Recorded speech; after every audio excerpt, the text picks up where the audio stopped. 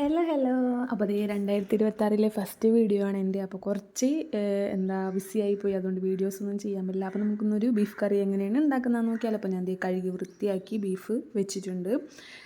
അപ്പോൾ അത് ഈ ബീഫ് കുക്കറിലോട്ട് ഇട്ട് കൊടുത്തിട്ടുണ്ട്. അതിലേക്ക് ഒരു വലിയ തക്കാളി നീളത്തിൽ അരിഞ്ഞതും കൂടിയും ഇട്ട് കൊടുക്കാം. പിന്നെ നമുക്ക് 3 സവാള അരിഞ്ഞത്, കനം കുറച്ച് അരിഞ്ഞത് ഇട്ട് കൊടുക്കാം. 3 മീഡിയം വലിപ്പത്തിലുള്ള 3 സവാളയും കൂടി നമുക്ക് ഇട്ട് കൊടുക്കണം.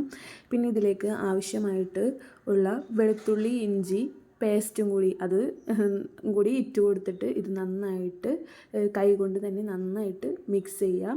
അപ്പോൾ നമുക്കിത് ഇതിലേക്ക് ആവശ്യമായിട്ടുള്ള പൊടികളും കൂടി ഇട്ട് കൊടുക്കാം. അപ്പോൾ അതേ ഞാൻ ഈ ഒരു കയ്യിലാണ് മുളക് പൊടി ഇട്ടിട്ടുണ്ട് ഒരു കയ്യിൽ. പിന്നെ മല്ലിപ്പൊടി ഈ 4 ടീസ്പൂൺ ഇതേ കയ്യിൽ തന്നെ ഇട്ട് കൊടുക്കാം. പിന്നെ മഞ്ഞൾപ്പൊടി ഇത് എല്ലാതും കൂടി ഇട്ടിട്ട് പിന്നെ ഉപ്പും കൂടി ഇടാൻ മറക്കരുത്. ഉപ്പും കൂടി ഇട്ടിട്ട് ഇത് കൈ കൊണ്ട് തന്നെ നന്നായിട്ട് മിക്സ് ചെയ്യാം. ഒരു പൊടിക്ക് വെള്ളം കൂടി ഇറ്റിച്ചു കൊടുക്കാം. ബീഫിന് വെള്ളം വേണ്ടല്ലോ, അപ്പോൾ ഇത് വേവിക്കട്ടെ. അപ്പോൾ അതേ ബീഫ് നന്നായിട്ട് വെന്ത് വന്നിട്ടുണ്ട്. ഇത് നമുക്കൊരു മൺചട്ടിയിലോട്ട് ഇട്ട് കൊടുക്കാം. ഇപ്പോൾ അതേ ഇങ്ങനെ തന്നെ നമുക്ക് വേണമെങ്കിൽ കഴിക്കാം. കുറച്ചും കൂടി മല്ലിയിലയും കൂടി ഇട്ട് കൊടുത്തിട്ട് ഇപ്പോൾ ഞാൻ തേങ്ങാപ്പാലിലാണ് ഉണ്ടാക്കുന്നത്. അപ്പോൾ അതേ കട്ടിയിൽ പിഴിഞ്ഞ് വെച്ചേക്കുന്ന തേങ്ങാപ്പാലും കൂടി ഒഴിച്ച് കൊടുത്തിട്ടുണ്ട്.